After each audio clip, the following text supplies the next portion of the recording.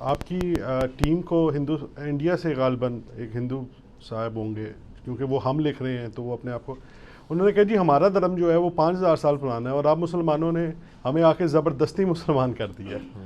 اور اس حوالے سے انہوں نے آپ کی کوئی ویڈیو بھی اپلوڈ کی ہوئی ہے ہندوؤں نے، اور اس میں کوئی صحیح بخاری کا 4108 ریفرنس ہے. وہ دیکھی میں نے ویڈیو. ہاں جی، اس بارے میں جی آپ بتائیں تھوڑا. دیکھیں جی، مسلمانوں نے ہندوؤں کو زبردستی مسلمان کوئی نہیں کیا. اگر ایسے ہوا ہوتا نا تو آج انڈیا پاکستان میں آج بھی ہندوؤں کی تعداد مسلمانوں سے ڈبل ہے. 90 کروڑ سے زیادہ ہندو موجود ہیں سب کانٹیننٹ میں. جی، مسلمان تو بمشکل 40-45 تک ہوں گے یا 50 کر لیں، یعنی آدھے ہیں ہم ان کے. اگر تلوار کے زور پہ کلمہ پڑا ہوتا نا سر تو یہ سارے مسلمان ہوتے ہیں. ایسا نہیں تھا. ہاں، تلوار کے زور پہ انٹر ضرور ہوئے، اور ظاہر ہے کہ وہ ایک جنگجوؤں والا سسٹم تھا. میں ان جنگوں کو سپورٹ تو نہیں کرتا ہوں، کیونکہ وہ یعنی دنیا داری کی جنگیں تھیں. جی، خلفائے راشدین کے بعد جتنی جنگیں لڑی گئی ہیں وہ ایک سپر پاور کا آپ سمجھ لیں ان کا ایکسپلوژن تھا جو آگے چل پڑا. جو خلفائے راشدین کی جنگیں ہیں وہ واقعی اللہ تعالیٰ کی طرف سے ایک ننگی تلوار تھے جو کافروں پر عذاب استحصال کی شکل میں نازل ہوئی. میرا ایک لیکچر ہے مسئلہ 85، قرآن اور قتال ہمارے نبی علیہ السلام کی 2 خصوصیات. اس میں نے بتایا کہ اگلے انبیاء کا جب انکار کیا جاتا تھا اللہ کی طرف سے کبھی چنگھاڑ کا عذاب آتا تھا، کبھی پتھروں کا عذاب آتا تھا، کبھی غرق کرنے کا سمندر میں، کبھی سیلاب کے اندر ڈبونے کا. ہمارے نبی علیہ السلام کے نبوت کا جب انکار کیا گیا تو قرآن پاک میں سورہ توبہ اور انفال میں ہے کہ اب عذاب استحصال اللہ تعالیٰ نبی علیہ السلام کے ساتھیوں صحابہ اکرام کے ذریعے تلوار ان پہ مسلط کرے گا. اس لیے سورہ توبہ میں ہے نا کہ جب یہ 4 مہینے گزر جائیں جہاں کافروں کو پاؤ قتل کرو جو کافر اس ایریے کے ہیں، جی، یا وہ جزیرہ نما عرب چھوڑ کے چلے جائیں. یہی اگر صحابہ تلوار نہ اٹھاتے تو آسمان سے پتھر برسنے تھے. یہ نبی علیہ السلام کی خصوصیت ہے. اسی طریقے سے حضور کا معجزہ بھی پچھلے انبیاء سے مختلف ہے. باقیوں کے تو ٹینجیبل معجزات ہوتے تھے، ہمارے نبی کا قیامت تک کے لیے نبوت تھی، معجزہ بھی قیامت تک کے لیے. انا نحن نزلنا الذکر وانا لہ لحافظون. اس قرآن الذکر کو ہم نے نازل کیا، ہم اس کی حفاظت کرنے والے ہیں. اس لیے میرا لیکچر ہے قرآن اور قتال ہمارے نبی کی 2 خصوصیات، مسئلہ 85 صلی اللہ علیہ وآلہ وسلم. تو یہ تلوار کے تو ہم نے رومن اور پرشین امپائر کو جو بدماشی کر رہی تھی، لوگوں سے اپنی عبادت کرواتے تھے بادشاہ، ان کا استحصال کرتے تھے، ان کو اکھاڑنے کے لیے تلوار استعمال ہوئی نا. اس میں وحید الدین خان صاحب انڈیا کے ہیں تو انڈیا کی کتاب پڑھ لیں سر. مولانا وحید الدین خان صاحب کی کتاب ہے اسلام دور جدید کا خالق. انگلش میں ایک کتاب ہے دا گاڈ ارائزز، جس میں انہوں نے بتایا کہ تلوار اٹھانی پڑی اسلام کو رومن اور پرشین امپائر کو اکھاڑنے کے لیے تاکہ مذہبی جبر ختم ہو. وہاں بادشاہ کا مطلب تھا وہ خدا بھی ہے. فرعون کے سامنے جادوگروں نے جب کلمہ پڑھا قتل کروا دیا. آج آپ ٹرمپ کے سامنے قرآن بھی پڑھے وہ بھی ایسے کر کے سنے گا، سنتا ہے، اس کے سامنے تلاوت ہوئی ہے. آپ امریکہ میں اسٹریٹ دعوت دیں کوئی آپ کو نہیں کہے گا. فرعون کے دربار میں کوئی سوچ سکتا تھا؟ تو یہ مذہبی جبر اسلام نے ختم کیا. اس لیے میں کہتا ہوں فریڈم آف ایکسپریشن جو آج دنیا ویل کر رہی ہے نا یوٹیوب یا فیس بک کے ذریعے، اس کا خالق اسلام ہے. اور دوسرا فائدہ کیا ہوا، جو لوگ پتھروں کی، چاند سورج کی عبادت کرتے تھے انہوں نے کبھی سوچنا تھا ہم چاند پہ پہنچ سکتے ہیں؟ جب اسلام نے کہا یہ تو مخلوقات ہیں یار، ان کی کیا اوقات ہے، کریٹر کو پوچھو، پھر ان کے دماغ میں آیا کہ ہم چاند پہ پہنچ بھی سکتے ہیں. اس لیے وہ ڈرتے نہیں سر. گوروں کے چھوٹے چھوٹے بچے اکیلے کمرے میں سوتے ہیں، وہ نہیں ڈرتے چیزوں سے. یہ ڈر سارا ادھر ہی ہے کیونکہ وہ اب اس چیز سے باہر آ چکے ہیں اس فریڈم آف ایکسپریشن کی وجہ سے. یہ جو بخاری کی حدیث میری انہوں نے مس کوٹ کی ہے، ایک کانٹیکسٹ میں تھی. یہ صحیح بخاری میں 4108 نمبر حدیث ہے.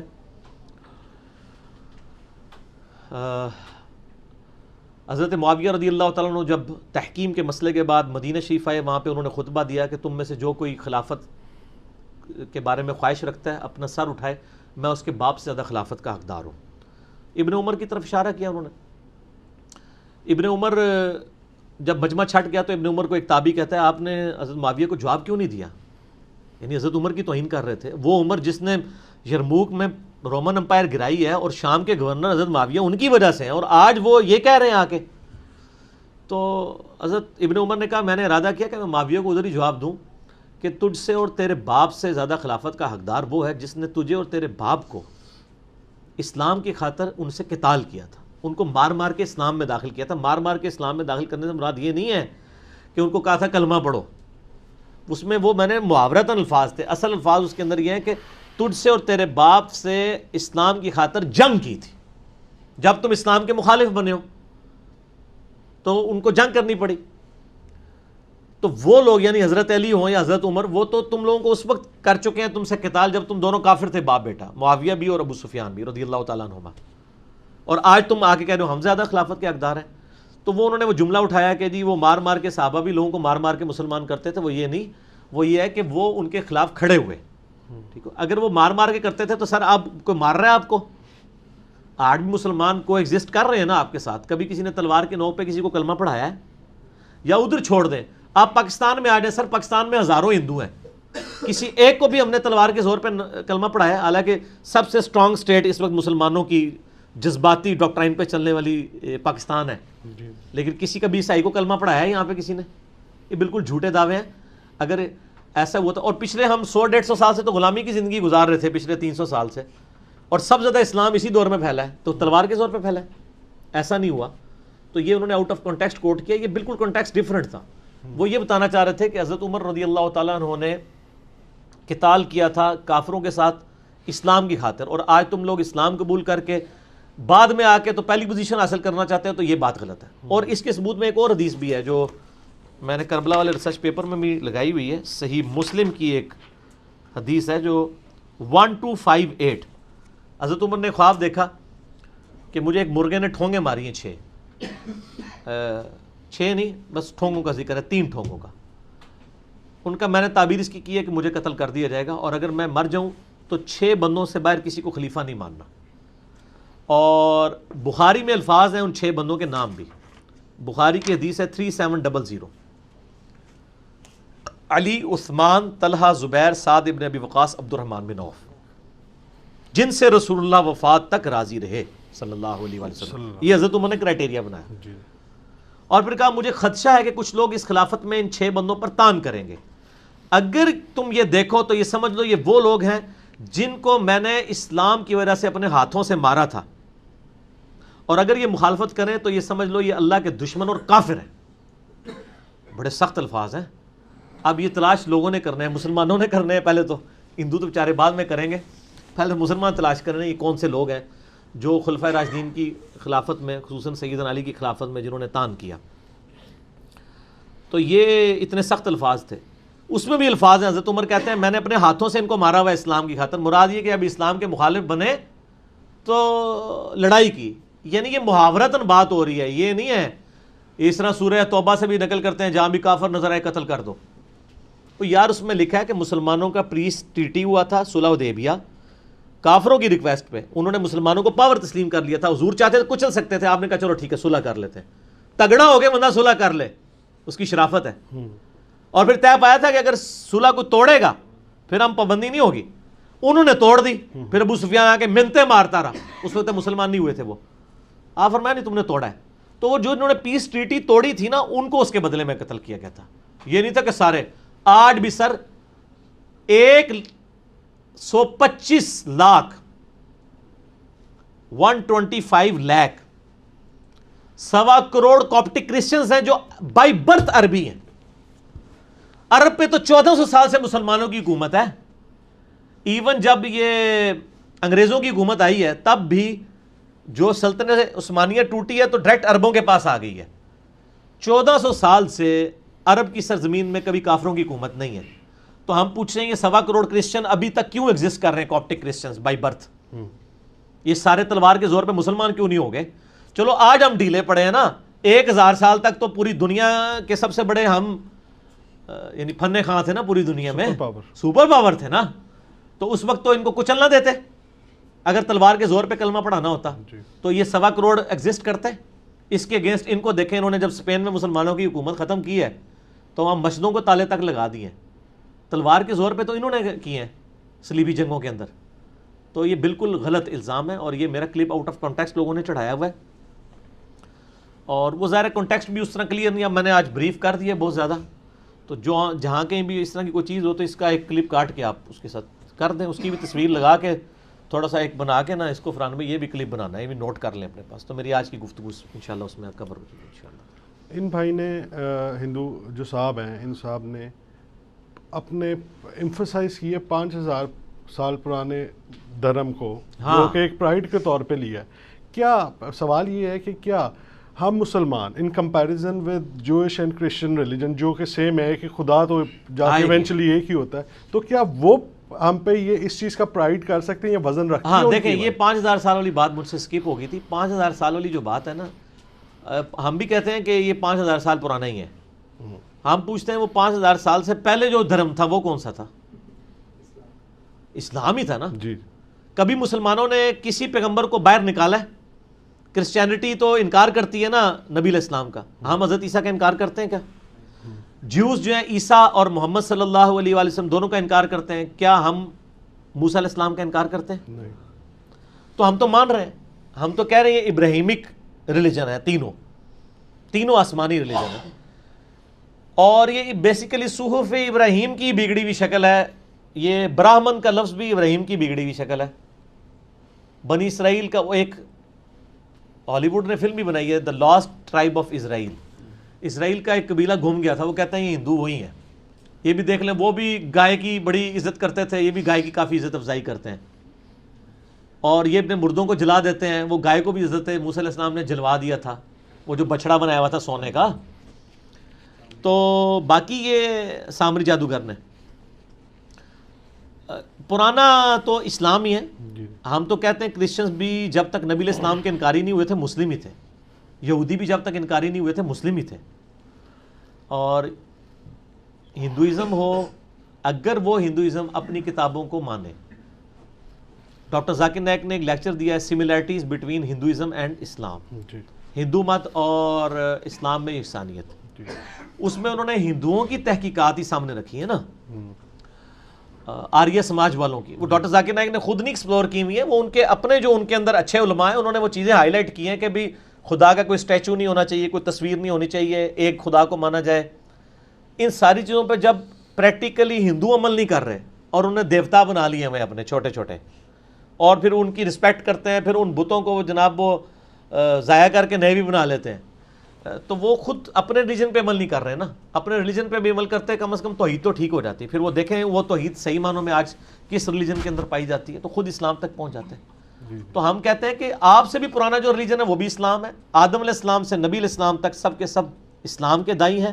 نبی علیہ السلام اسلام کے فاؤنڈر بانی نہیں ہیں, بلکہ اسلام کے آخری پیغمبر ہیں. ٹھیک ہو گیا. اسی لیے آپ دیکھتے ہیں کہ مسلمان اپنے آپ کو کبھی بھی محمدن نہیں کہتے, یہ انگریزوں نے ہمارا نام محمدن رکھا ہے. ہم تو مسلم ہیں, ہم شخصیات کے ساتھ اپنے آپ کو منسوب نہیں کرتے, اگرچہ ہمارے ماں باپ سب کچھ قربان نبی علیہ السلام کے اوپر, لیکن نبی علیہ السلام کی یہ تعلیمات نہیں ہے کہ میرے نام کے اوپر کوئی فرقہ کھڑا کرو. ہم تو کہتے ہیں محمدی بھی, ہم یہ تو حنفی شافی مالکی اور فرقہ واریت کے اگینسٹ ہم ایک ٹرم ڈیوائز کرتے ہیں, ادروائز تو ہم محمدی نہیں مسلم ہیں. وَسَمَّاكُمُ الْمُسْلِمِينَ مِن قَبْلُ وَفِي هَذَا, سورہ حج آیت نمبر 78. ابراہیم علیہ السلام نے جو ہے وہ تمہاری پیدائش سے بہت پہلے ملت ابیکم ابراہیم ہوا سماکم المسلمین, تمہارا نام مسلم رکھا تھا اسم کے طور پہ, اور قرآن میں بھی اللہ نے تمہارا نام مسلم رکھ دیا. کیا استاد محترم آپ کے بھی نزدیک حضرت سید عمر رضی اللہ تعالیٰ عنہ کی جو شہادت ہے, کیا وہ اسلامی تاریخ کی پہلی دہشت گردی کہا جا سکتا ہے اس کو؟ میں کہتا ہوں اسلامی تاریخ کی سب سے بڑی دہشت گردی جو ہے وہ حضرت عمر کی شہادت ہے. اس کی وجہ سے پھر جو ایک روب تھا, ایک ڈیٹرنس تھی خلافت کی, جی, وہ پھر قائم نہیں رہ سکی. اسی لیے ہم کہتے ہیں حضرت ابوبکر عمر کی خلافت محفوظہ ہیں, اور عثمان و علی کی خلافتیں جو ہیں خلافت مفتونہ ہیں, یعنی فتنوں کا دور ہے. ان میں ان خلفاء کا قصور نہیں ہے, بلکہ وہ دور ایسا, یعنی لوگوں نے ان کے ساتھ اس طریقے سے وفا نہیں کی جیسے کرنی چاہیے تھی. حضرت عمر کی شہادت کو تو نبی علیہ السلام نے سب سے بڑی دہشت گردی قرار دیا. بخاری مسلم کی حدیث ہے, میں نے کربلا والے ریسرچ پیپر میں بھی ڈالی ہوئی ہے, کہ آپ صلی اللہ علیہ وآلہ وسلم فرمایا میری امت اور فتنوں کے درمیان ایک دروازہ ہے, وہ جب دروازہ توڑ دیا جائے گا میری امت پہ فتنے شروع ہو جائیں گے, اور وہ دروازہ عمر ہے. جی. تو حضرت عمر کی شہادت کے بعد پھر مینجمنٹ اس لیول کی نہیں رہی ہے. یہ تو کافر بھی کہتی ہے نا کہ حضرت عمر کے بعد اگر حضرت علی کو خلیفہ راشد چنا جاتا تو مسلمانوں کو ایک عمر اور مل جاتا. یعنی وہ ان کی مینیجریل سکلز حضرت علی کی بہت ڈومیننٹ تھی. ایون آپ دیکھیں حضرت عمر نے مدینے میں چیف جسٹس کا عہدہ کس کو دیا ہوا تھا؟ حضرت علی کو. چیف جسٹس تو آج نہیں سنبھالا جا رہا سر. سچ ہے. دیکھیں نا وہ ایک سپریم کورٹ کے جج پہ حملہ ہوتا ہے تو D G S P R کی ٹویٹ آ جاتی ہے فوراً ہم کنڈیم کرتے ہیں. ٹھیک ہے, ہم عدلیہ کے ساتھ ہیں.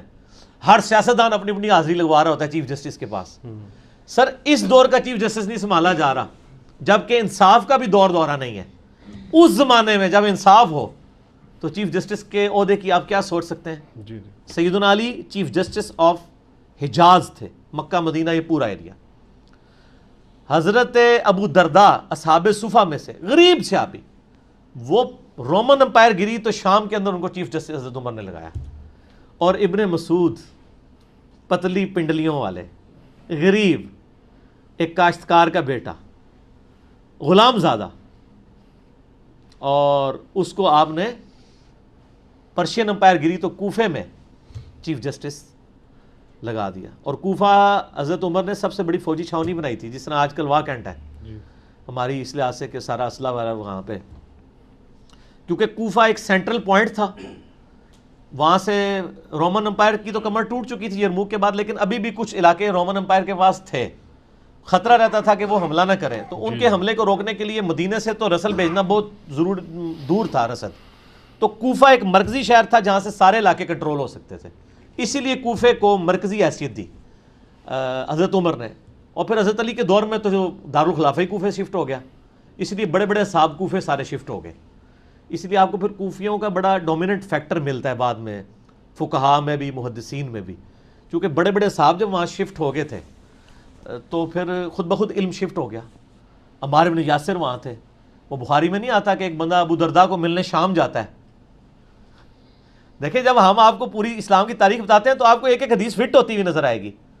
اور وہ جا کے مسجد میں نماز پڑھ کے کہتا ہے یا اللہ مجھے کسی نیک بندے سے میری ملاقات کرا دے. تو اتنے میں ابو درداء آ جاتے ہیں مسجد میں. وہ کہتے ہیں حضرت میں نے ابھی دعا کی تھی کوئی نیک بندہ ملے, تو میں اتنی دور سے عراق سے سفر کر کے شام کا آیا ہوں, کوفے سے شام. تو کہا کس لیے آئے ہو؟ علم حاصل کرنے کے لیے.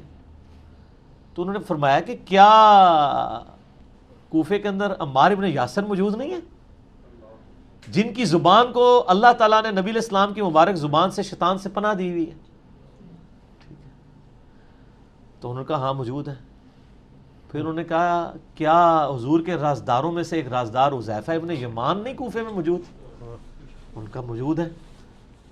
پھر کہا کہ نبی علیہ السلام کے سفر و حضر میں آپ کی مبارک جوتیاں اٹھانے والے صاحب النعلین ابن مسعود رضی اللہ تعالیٰ عنہ, کیا وہ موجود نہیں ہے؟ ان کا یہ اتنے 3 بڑے بڑے صاحب موجود ہیں, تم شام میں علم حاصل کرنے کے لیے آئے ہو. اچھا اس سے یہ آپ اندازہ کریں کہ صحابہ میں عاجزی کتنی تھی. یہاں تو ایک مولوی دوسرے کے پاس ریکمینڈ نہیں کرتا, وہ کہتا ہوتے آئی جائے لے کل کتنے لینڈ چلے.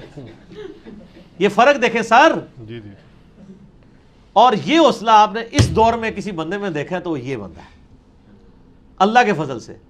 کبھی گامدی صاحب کی بات ہوتی ہے تو میں کہتا ہوں یار یہ مسئلہ جا کے گامدی صاحب سے ڈسکس کریں.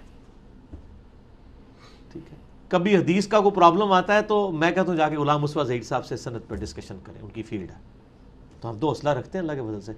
ہم صحابہ کرام کے اس پیٹرن کو فالو کرنے والے ہیں کہ جس کی جو ایکسپرٹیز ہے اس کو آپ ایڈمائر کریں, ٹھیک ہے, اور اس کی وہ تعریف کریں. تو یہ صحابہ کرام میں حوصلہ تھا. تو سیدنا عمر رضی اللہ تعالیٰ عنہ کا ایک ویژن تھا, اور انہوں نے دیکھیں اس ویژن کے اوپر کس طریقے سے چیزوں کو یعنی کنٹرول کیا تھا کہ میرٹ کے اوپر لوگ لگائے ہوئے تھے. پھر اس سے بڑی بات تھی کہ 4 سال زیادہ گورنر نہیں رہنے دیتے تھے, کہیں وہ اپنی پارٹی نہ بنا لیں. 4 سال کے بعد چینج. سعد ابن ابی وقاص نے پرشین امپائر قادسیہ میں گرائی ہے. عمر سیریز میں دیکھیں, حضرت عمر نے 4 سال پورے ہیں واپس بلا لیا, نہیں بس مدینے میں آؤ. وہ کہہ سکتے تھے میں نے فتح کیا ہے, میری قربانی ہے. سر یہ ریٹ آف دی گورنمنٹ تھی, کسی کی مجال نہیں تھی کہ وہ سماوتات تھی. اسی تو کہا گیا نا قتل کر دیا جائے گا جو امیر المومنین کے خلاف بغاوت کرے گا, کیونکہ یہ سماوتات چل نہیں سکتا. حضرت علی نے جنگ صفین اس لیے تو لڑی ہے کہ اگر میں خلیفہ ہوں تو معاویہ کس طرح کہے گا کہ میں معزول نہیں ہوتا جب میں اس کو معزول کر رہا ہوں. تو سمع و طاعت تھی. قرآن میں قتال کرو ایسے لوگوں کے ساتھ جو حکمران وقت کے کو ایکسیپٹنس نہ دیں, پھر بھی وہ حضرت علی جیسا حکمران ہو. تو یہ ریٹ آف دی گورنمنٹ کو قائم کرنے کے لیے سب کچھ کیا, حضرت علی نے بھی کیا, اور حضرت عمر.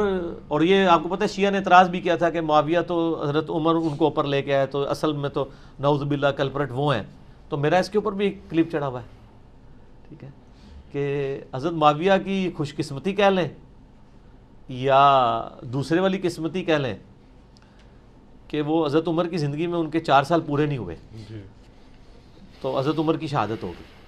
اس کے بعد 11 سال حضرت عثمان کے ان کو مل گئے, اور باقی مزید ایریا بھی مل گئے, حالانکہ حضرت علی نے مشورہ دیا تھا کہ یہ کام نہ کریں. اور وہ میں دیکھ لیں بعد میں مسلمانوں کے لیے ایک مسئلہ بن گیا. وہ کیا مسلمانوں کے لیے آج تو ہم کہہ سکتے ہیں بہت بڑا مسئلہ بنا نا, اس زمانے میں تو اس مسئلہ صرف مینجمنٹ ایشو کا تھا نا, آج تو ہم دیکھ رہے ہیں فرقے بن چکے ہیں. تو یعنی میرا دل تو بڑا کوڑتا ہے, یقین کریں. میں جب محرم میں ماتم دیکھ رہا ہوتا ہوں اور یہ پنجے اور زنجیر زنی اور یہ عجیب و غریب خرافات دیکھ رہا ہوتا ہوں نا, تو میں سوچتا ہوں کہ کاش حضرت معاویہ علی کی بیعت کر لیتے, آج یہ امت یہ دن نہ دیکھتے. میں تو یہ سارے کے سارے معاملات میں نا مطلب وہ, بلکہ ایک وہ میں نے ان کو اگلے دن بتایا, وہ ایک جرمن رائٹر ہے, اس نے کہا ہے کہ ہمارا بس چلے تو حضرت معاویہ کے مجسمے ہم اپنے علاقوں میں لگائیں, کہ جن کی وجہ سے مسلمانوں کی جو خلافت راشدہ کا نظام جو کہ ہر ایک چیز کو کچلتا جا رہا تھا وہ تھم گیا. یہ تو کہتا نا فتوحات ہوئی, فتوحات کرنا کیا, فتوحات تو چنگیز خان نے بھی بہت کی ہیں. فتوحات سے کیا فرق پڑتا ہے, اصل میں اسلامک سسٹم تھا کہ نہیں. وہ آپ میرا کلپ دیکھ لیں, ریپلائی ٹو مولانا الیاس قادری اور حضرت معاویہ رضی اللہ تعالیٰ. تو یہ تو کافر بھی مان رہے ہیں کہ اسلامک سسٹم ابو بکر عمر عثمان علی پہ ختم ہو گیا. بعد میں یہ تو ڈاکٹر اقبال کہہ رہے ہیں کہ اللہ ہمیں ملک دے تو ہم اسلامی ملوکیت کا جو داغ ہمارے چہروں پہ ہے خلفائے راشدین کے بعد ہم وہ دھو سکیں. عرب امپیریلزم کا ہے انہوں نے آل امیہ آل عباس کو. خالی مجھے آل امیہ سے کچھ نہیں, ڈاکٹر اقبال ہزار انہوں میں تو نہیں پڑھایا, اور انجینئر صاحب سے کلپ تو نہیں تو ویکھے ہوئے, یہ 5B تو نہیں سی ڈاکٹر اقبال نے پڑھایا, انہوں نے انہوں نے کیوں پتہ لگا کہ ایک ہی ہے. تو وہ کہتے ہیں ہم مجسمے لگائیں کہ وہ جو ڈاکٹر اقبال بھی کہتے ہیں نا, تھمتا نہ تھا کسی سے سیل رواں ہمارا. ٹھیک ہے, یعنی ہم تو اس طریقے سے پھیل رہے تھے کہ یہ اس سونامی کے آگے کو بند نہیں تھا باندھ سکتا, لیکن وہ پھر کمر ایسی ٹوٹی کہ وہ سسٹم بعد میں ایکسپلوژن ہوا ہے سپر پاور کا. مسلمانوں کی حکومت ضرور بنی ہے, اسلامی حکومت کمزور ہوئی ہے. خلفائے راشدین تک اسلامی حکومت بھی تھی اور مسلمانوں کی حکومت بھی تھی, اگرچہ مسلمانوں کی حکومت اس کے بعد ملٹی پلائی ہوئی ہے لیکن اسلامی نہیں رہی ہے. اسی وہی محلات بننے شروع ہو گئے, وہی عیاشیاں شروع ہو گئیں, وہی عورتیں, وہی لونڈیاں, اور وہی سارا پورا سسٹم شروع ہو گیا ملوکیت والا, بادشاہت والا. اس لیے تو آج ہم یعنی وہ ہم صرف ایک اس کو یاد ہی کرتے ہیں اپنی حکومت کی وجہ سے. ادروائز کوئی کہے گا جی میں خود مغل ہوں, میں کیا فخر سے کہہ سکتا ہوں کہ مغلوں نے جو یہاں حکومت کی ہے وہ اسلامی تھی. ٹھیک ہے, اور ہمارے ہی پرکھ تھے ٹرک بھی, یعنی سلطنت عثمانیہ میں سے یہ نکلے ہوئے نا, اور ٹرکی بھی ہلاکو خان کی ساری آگے سے اولاد. کیا وہ ہم فخر یہ کہہ سکتے ہیں کہ سلطنت عثمانیہ جو اسلامی تھی؟ نہیں, مسلمان تھی, اسلامی نہیں تھی. اسلامی نظام تو پھر وہ گراوٹ کا شکار ہی ہوا ہے خلفائے راشدین کے بعد. آپ کی اس جرأت اور بے باکی کی جو خصوصیت ہے اس کو ایک فضیلت پچھلے بزرگوں پہ ویسے ہی حاصل ہو چکی ہے کہ ان کے 500-700 سال پرانے جو بزرگ ہیں ان کی تو تصدیق کے اوپر جھگڑے ہو رہے ہیں نا کہ انہوں نے یہ کہا یا نہیں کہا. آپ کی تو انشاءاللہ ٹیکنالوجی جو ہے وہ تصدیق کرے گی. کوئی بالکل ٹیکنالوجی بھی تصدیق کر رہی ہے, اور دوسرا یہ ہے کہ آپ کو پرانے راویوں کے بارے میں نا جرح و تعدیل کے اپوزٹ کامنٹس ملتے ہیں. جی کوئی کہتے ہیں یہ تھا, کوئی کہتے ہیں وہ تھا. سر ہماری ویڈیوز جب لوگ دیکھیں گے لوگوں کو پتہ چل جائے گا وہ کیا تھا. جی ابھی پتہ چل رہا ہے, جو کلپ چڑھاتے ہیں نا اس کے نیچے جب لوگ ان کی کمنٹس میں کلاس لیتے ہیں نا, وہ کمنٹس تک ڈیلیٹ کر کے بلاک بھی کرنے پڑ جاتے ہیں ان کو. تو وہ اللہ کا شکر ہے, اصل میں لوگ اب گھاس کھانا چھوڑ گئے. بہت عرصہ گھاس کھلائی ہے نا جی. ہر عروج کو زوال آتا ہے سر. بے شک جیسے انہوں نے عروج پایا ہے اور اسلام کے ساتھ جو کچھ کیا ہے اس ایک خاص طبقے نے, تو اس کو بھی تو زوال آنا تھا نا. آہیں مظلوموں کی سنی جانی تھی نا, اور بڑے رائٹ ٹائم میں. اور اس سے آپ دیکھیں اس میں آپ کو کوئی عددی یعنی طاقت کی ضرورت نہیں ہے. اس میڈیا نے ایک بندے کو اس طرح 1 مین آرمی بنا دیا ہے کہ ایک جناب 15x50 کے ہال کے اندر بیٹھ کے 70-80 یا 100 بندوں کے سامنے بیٹھ کے بات کر رہا ہے اور ساتوں بر اعظموں میں لاکھوں لوگوں تک وہ بات پہنچ رہی ہے. یہ تو سوچ بھی نہیں سکتے نا. یہ لکھا ہوتا ہے 10x10 کا کمرہ نہیں ہے یہ ناپیا میں کئی دفعہ 15x50 ہے. میں بھائی قالین دے پیسے بھرے نے مجھے پتا ہے 10x10 کا کمرہ نہیں ہے, بڑا مہنگا قالین پیا ہوا تھے. یہ 15x50 ہے. ٹھیک ہوگا جی 15.5. عثمان بھائی کہہ رہے 15.5. آخر میں 2 لیکچرز اپنے کوٹ کروں گا. مسئلہ نمبر 101 ہے خلافت و ملوکیت صحیح مسئلہ خروج اور فکر حسین حق پرستی کی علامت ہے, جس میں نے اہل تشیع کا مقدمہ اہل سنت کی عدالت میں پیش کیا. اور دوسرا لیکچر ہے مسئلہ نمبر 162A مولا علی علیہ السلام کے 5 خطبات نہج البلاغہ سے ان کی روشنی میں خلافت راشدہ کے 30 سال, جس میں مولا علی کے 5 خطبات پیش کیے ہیں. سنیت کا مقدمہ اہل تشیع کی عدالت میں پیش کیا. یہ 2 لیکچر ضرور سنیں. اور سر ہمارا ایک ریسرچ پیپر بھی تو ہے نا. ٹھیک ہو گیا نا جی. یہ میرے بھائیوں میرا ریسرچ پیپر ہے واقعہ کربلا کا حقیقی پس منظر. 72 صحیح الاسناد احادیث کی روشنی میں اہل سنت کی مین سٹریم کی کتابوں بخاری, مسلم, ابو داؤد, ترمذی, نسائی, ابن ماجہ, اکثر احادیث بخاری اور مسلم سے ہیں. 200 روایتیں میں نے جمع کی ہیں, اردو میں بھی, عربی میں بھی. پہلے عربی میں لکھا ہے, پھر اردو, پھر انگلش, پھر ہندی, فارسی اور بنگالی میں بھی کام ہو رہا ہے. PDF تو اویلیبل ہے فری ہماری ویب سائٹ ahlsunnatpak.com پہ. 72 کا ٹائٹل میں نے شہدائے کربلا کی نسبت سے لکھا, ورنہ حدیثیں اس میں کتنی ہیں 200. مثلا 33 نمبر پہ غدیر خون کی حدیث کے 8 طرق میں نے جمع کیے ہیں. تو اس طرح 200 روایتیں ہیں. یہ میرے بھائیوں جب آپ ریسرچ پیپر پڑھیں گے نا, مفت ڈاؤن لوڈ کریں ahlsunnatpak.com میں, بکس اینڈ ریسرچ پیپرز میں جائیں, اور اس کو پڑھنے کے بعد آپ کو اندازہ ہو جائے گا کہ حقائق کیا ہیں. خلفائے راشدین کون ہیں وہ پتہ چلے گا. شہادت عثمان کے جعلی اسباب نہیں, اصلی اسباب آل امیہ خود. اور یہ ایک عبداللہ ابن سبا نے مت مار دی تھی, میں نے بخاری مسلم سے بتایا اصل اسباب کیا تھے. جنگ جمل صفین نہروان پہ مولا علی کی حقانیت, اور صلح حسن اور اس کی شرائط, حضرت معاویہ کے دور ملوکیت, یزید کی ولی عہدی, اور اس کے بعد سیدنا حسین کی شہادت. یہ سب کچھ کور ہے, کامنٹس کے ساتھ نہیں, صرف حدیثیں ہیں. جھوٹی تاریخ آل امیہ اور آل عباس کی حکمرانوں کی لکھوائی بھی نہیں ہے. ٹھیک ہے جی. یہ صحیح الاسناد احادیث ہیں الحمدللہ, اور دور حاضر کے بڑے بڑے محدثین کی تحکیم لگی ہوئی ہے. شیخ زبیر علیزئی, شیخ البانی, شیخ آرنوت, شیخ سلیم اسد, غلام مصطفیٰ ظہیر اور باقی محدثین کی تحکیم ہے. آپ اس کو فری ڈاک بھی اپنے گھر منگوا سکتے ہیں الحمدللہ. ہماری تو آج کل ایوریج ماشاءاللہ 70 کے قریب ڈاک روزانہ کی جا رہی ہے فری. ایک کاپی ہم فری دیتے ہیں. زیادہ منگوانی ہو تو نو پروفٹ نو لاس پہ آپ رابطہ کر سکتے ہیں, پھر ہم باقی اکیڈمی کے خرچے میں اپنے پیسے ڈال لیتے ہیں اس حوالے سے. یہ آپ ڈاک میں یہ اور باقی ریسرچ پیپر منگوانے کے لیے ہمارے عثمان بھائی سے رابطہ کریں. ان کا نمبر ہے 0321 59000162. ٹھیک ہے, باہر سے کریں گے تو +92 321 59000162 0321 59000162. لیکن کال کی ٹائمنگ ہے صبح 9 سے لے کر 12:30 تک. یہ آج کل کر لیں ذرا, پہلے آ گئی زور, اور شام کو عصر سے مغرب. اس کے علاوہ ان کو تنگ نہ کریں, ان کو ویسے موبائل بند بھی رکھتے ہیں یہ, تو اس کے علاوہ رابطہ نہ کریں. ان اوقات میں کریں, اپنا ٹیکسٹ بھیج دیں, انشاءاللہ آپ کے گھر ڈاک آ جائے گی. فون بھی کرنے کی ضرورت نہیں ہے, آپ ٹیکسٹ بھیج دیں, اور ان کے ٹیکسٹ کا انتظار نہ کریں گے, اوکے کا میسج کریں گے. ان کے موبائل میں جب میسج آ گیا تو انشاءاللہ پوری ذمہ داری سے کریں گے. ہوتا یہ کہ ڈاک بھیجتے ہیں نا, تو کئی لوگوں نے پہلے ڈاک منگوانے کا ان کو ایکسپیرینس نہیں ہوتا, ان کے علاقے میں ڈاک آتی نہیں ہوتی, وہ صرف ڈاکخانے تک آتی ہے. تو آپ اپنے ڈاکخانے سے رابطہ کریں. جب بھی ایڈریس لکھیں, پورا نام, موبائل نمبر, ایڈریس اور پاس کسی فیمس جگہ کا لکھیں کہ اس کے قریب واقع ہے, تاکہ ڈاک پہنچے. ہم بڑی ذمہ داری سے بھیجتے ہیں, بعض کا 2 دفعہ بھی بھیجنی پڑتی ہے. عموماً 95% ڈاک صحیح پہنچ جاتی ہے, بعض کا لیٹ بھی ہو جاتی ہے, اور اس کی وجہ ہمارے ڈاک کا نظام ہے. بعض اوقات وہ یعنی حالانکہ ہم موبائل نمبر لکھتے ہیں کہ چلو یار آج کل تو موبائل اتنا سستا ہے, وہ ڈاکیا خود فون کر کے پوچھ لے کہ حضرت کہاں ہیں آپ, تو لیکن اتنی بھی زحمت گوارا نہیں لوگ کرتے. تو اس لیے جو لوگ گاؤں میں رہتے ہیں اور ان کی شہر میں واقفیت ہے, اور کوئی دکان شہر میں موجود ہے ان کے کسی دوست کی, تو بجائے اپنے گھر کا ایڈریس دینے کے نا, وہ شہر ایریا کا ایڈریس دیا کریں. ہمیں بڑی تکلیف کاٹنی پڑ رہی ہے, اور یہاں پہ یعنی ہمارے 3-4 بھائی ہیں, ہمارے ابرار بھائی ہیں, ملک محمد علی بھائی ہیں, عثمان بھائی ہیں, یہ بڑی یعنی, اور ندیم ریاض بھائی ہیں, یہ بڑی یعنی تکلیف کاٹ رہے ہوتے ہیں. پورا دن بیٹھ کے بیچارے ڈاکیں لکھتے رہتے ہیں, پھر وہ ویریفائی کرتے ہیں, بعض کا نہیں مل رہی ہے. میں اتنی ساری باتیں کر رہا ہوں, مجھے پتہ ہے یہ 5B کی وجہ سے وہ کتنے لوگ اس کے انتظار میں رہتے ہیں.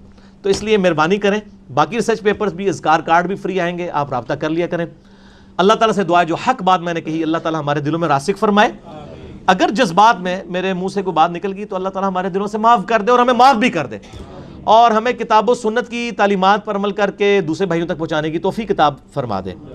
ایک بار ذرا جھوم کے کہہ دینا، نہ میں وابی نہ میں بابی، میں ہوں مسلم علمی کتابی. ٹھیک ہے جی. سبحانک اللہم و بحمدک، اشہد ان لا الہ الا انت، استغفرک و اتوب الیک، وما علینا الا البلاغ المبین. جزاکم اللہ خیرا.